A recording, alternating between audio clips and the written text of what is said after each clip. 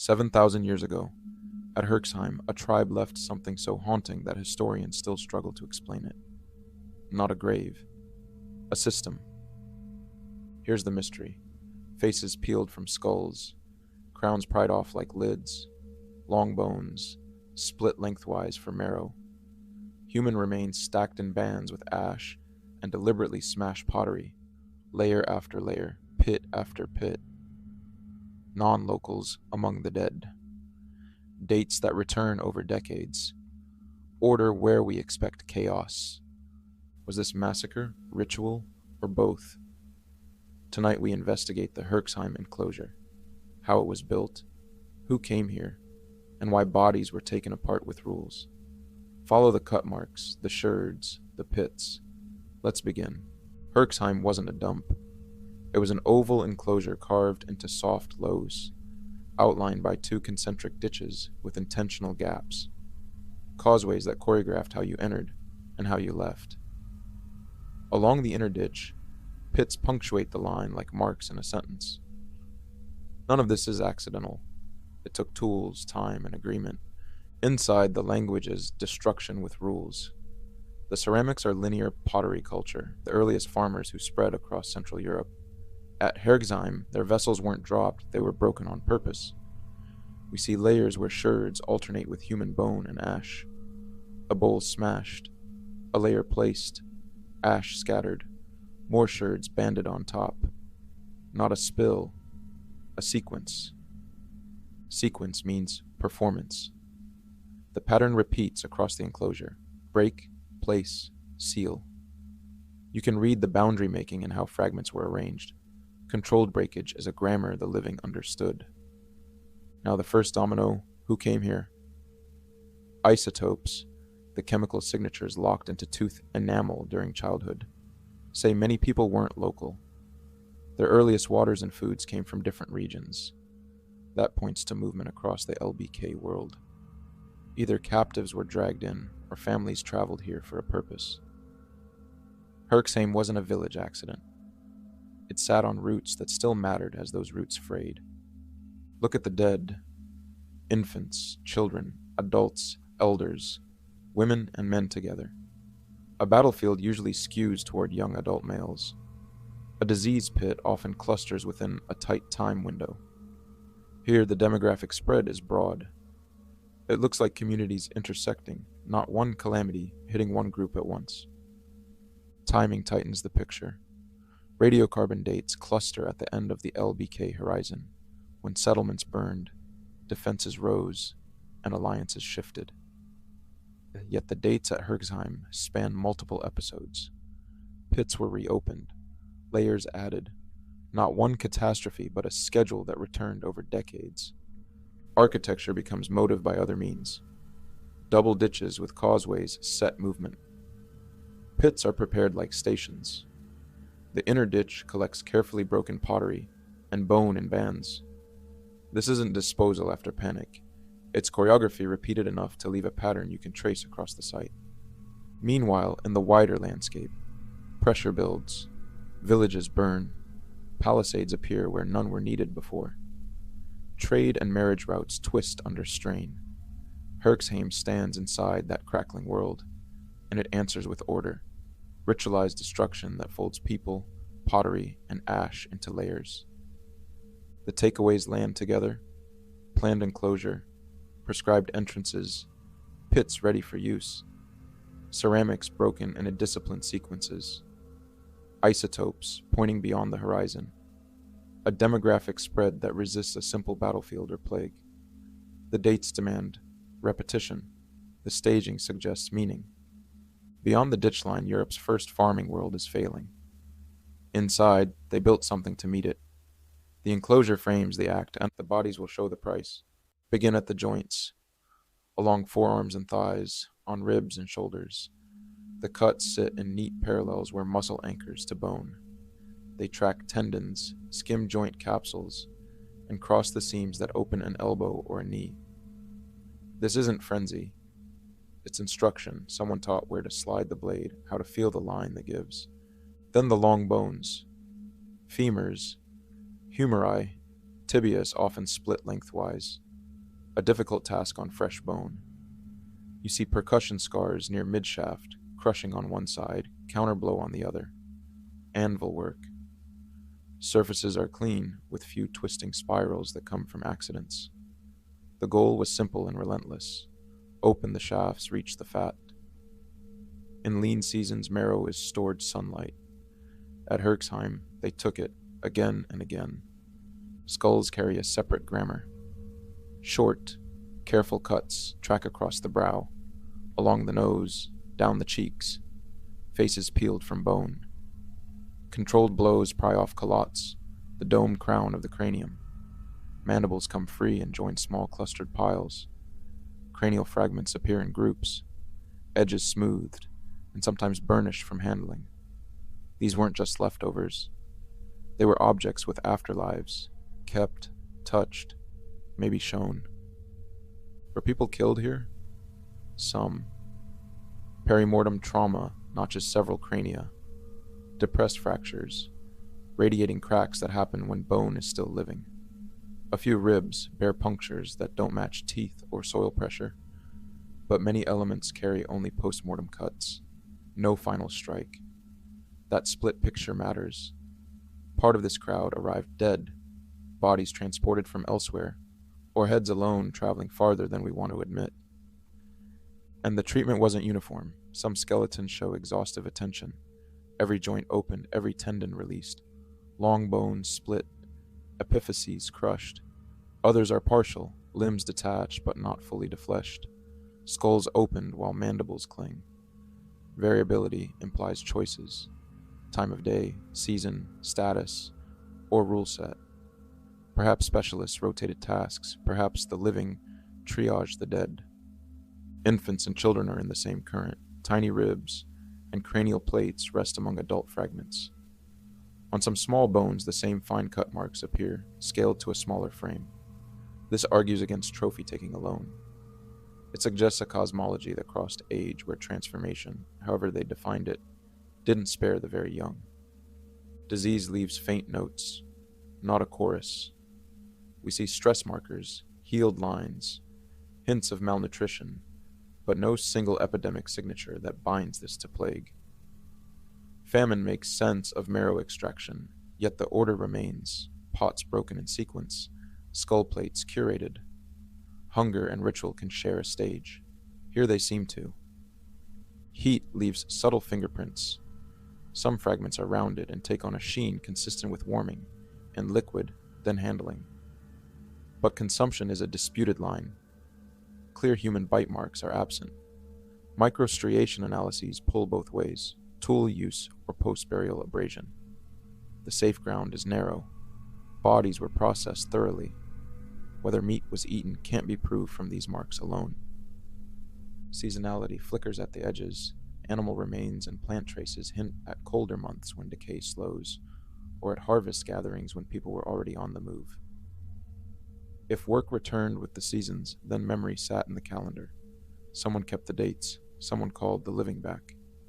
The cut marks themselves read like handwriting learned in one school. Consistency implies teaching. We see repeated solutions to the same anatomical problems. How to open a shoulder, where to set the wedge on a skull. That means trained hands. Teams, not mobs. Practice, not improvisation. Now the micro-stories embedded in the dirt. A kneeling spot smoothed to a polish where someone braced hour after hour. A strip of retouched flint flakes marks the sharpening station. A spill of charred seed sits just off a pit lip. A bundle dropped, a pause for breath. A hand brushing ash from a fragment with a gesture that looks like care. One more layer. Selection. Certain cranial pieces recur. The frontal with its brow, the parietal arc, temporal plates with their delicate edges. They cluster as sets, as if a face needed anchors to remain a face. Mandibles pile nearby, counted, then ignored for burial. The message is opaque but deliberate. Keep what signifies. Let the rest go. Pull back. Bodies become parts. Parts become patterns. Patterns settle into rules. Practical goals. Fat preservation move in step with symbolic ones. display, dissolution, boundary making. We can't hear the words they spoke, but we can feel the ethic. Do it this way. Repeat it. Mark it with pottery and ash. Return. This is where the emotional weight lands. These weren't nameless objects. They were people someone once fed, carried, argued with. At Herxheim, relationships continued in a different grammar. Hands that knew the body in life learned it again in death. The result isn't senseless. It's terrifying because it makes sense inside a system. That system is what we face next. The motives that could make this feel necessary. Motive lives in the gaps between cuts and choreography. Technique tells us what they did. The question is why a community built a place to take people apart and did it again and again. Start with war. Across the LBK we see fortified villages, palisades, burned longhouses, and sites like Talheim, lines of the dead, heads smashed, arrows buried in bone. Herxheim fits that atmosphere. Paramortem blows on some skulls, non-locals present, a culture under pressure. War supplies bodies and fear. It explains transport, captives, revenge. But massacres are usually single storms. Herxheim is weather. The enclosure was engineered, pits were reopened, ceramics broke to a pattern. If war fed Herxheim, it didn't define it alone. Combat leaves chaos. This reads like a calendar. Then famine, soil exhaustion and low spelts, fields tired after generations of wheat and emmer. In hunger years, marrow is oil. You don't waste it. Splitting long bones along the shaft fits lean logic. Boiling fragments to render fat fits too. But famine is fast and ugly. Herxheim stays composed, faces carefully peeled. Culottes pried like lids, sherds layered with ash. The order keeps showing up. If scarcity's here and the split shafts say it probably is, it's embedded in something slower, sanctioned, rehearsed. Hunger became ritual, not emergency. So we turn to a mortuary transformation cult. Many societies guide the dead through stages: exposure, defleshing, secondary burial, so the person can separate from the body. Herxheim maps onto that repertoire: standardized cut patterns, joints opened in taut sequences, crania treated with special care, curated fragments appearing in sets. Architecture supports it, entrances channel movement, working zones develop, deposits stack in bands like chapters. Repetition fits a rulebook. Infants and elders mixed together fit a belief that transformation is universal. This frame holds until we ask whose dead these were. Did they dissolve their own, honoring a passage? Or did they process outsiders, enemies, or strangers to neutralize and display? Reverence and domination can share tools. Bone alone doesn't tell us who was loved and who was feared. Widen the lens to pilgrimage. Isotopes say many people at Herxheim grew up elsewhere. That could mean captives. It could also mean families traveling with their dead to a recognized center, the way some cultures carry bones to ancestral caves or river confluences. Pottery becomes offering, smashed to finalize the act. Cranial sets become tokens of presence or protection. The enclosure turns into a regional node, part shrine, part workshop, where communities plug into a shared script at the end of the LBK. Pilgrimage explains distance, repetition, and the mix of artifacts. It makes Herxheim a destination rather than a purely local crisis. There's a darker reading: scapegoat, sacrifice. Under stress, groups ritualize punishment. Captives, criminals, outsiders, anyone marked as other, become containers for fear. Killing becomes ceremony that promises control.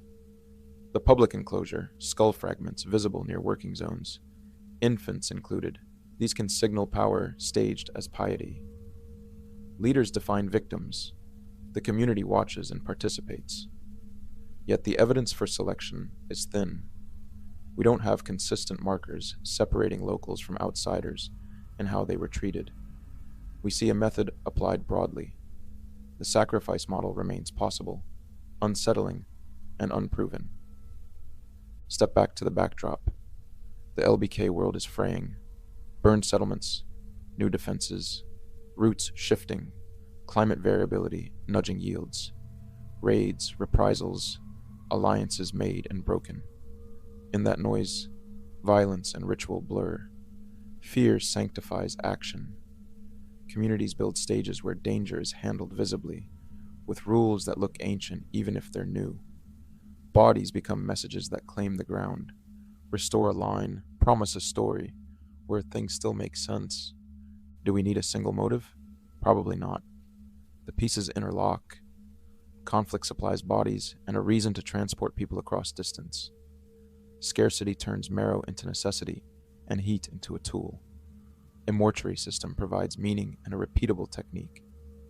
Pilgrimage organizes movement and spreads the script. Sacrifice converts private grief and public terror into shared theater. Herxheim looks less like an event than an engine, processing enemies, kin, hunger, obligation into layered deposits that read as order. Two cautions keep us honest. First, consumption. Processing is clear. Eating is not. Without human bite marks or unambiguous boiling signatures, we can't carry the story past the cut. Second, identity.